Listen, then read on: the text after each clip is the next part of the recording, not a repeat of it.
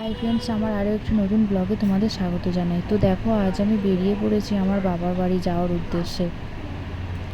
তো দেখো, রেডি হয়ে ব্যাগ ট্যাগ সব কিছু গুছিয়ে নিয়েছি, শুধু গাড়ি আসার অপেক্ষায়। আমার বাড়ি থেকে আমার কাকা আমায় আনতে এসেছে, তাই আজকে আমি বাড়ি যাচ্ছি। 1-1.5 মাস পর আজকে আমি আমার বাড়ি যাব আমার মেয়েকে নিয়ে। তো দেখো, আমার কাকা আর আমার শাশুড়ি বাইরে বসে আছে, যেহেতু এখনও গাড়িটা আসেনি তাই জন্য।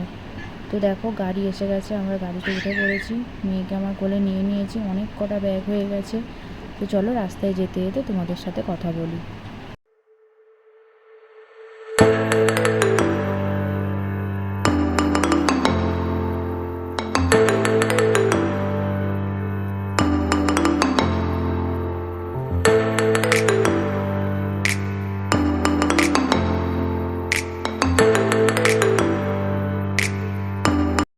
তো দেখো, প্রায় আমরা অর্ধেক রাস্তায় চলে এসেছি।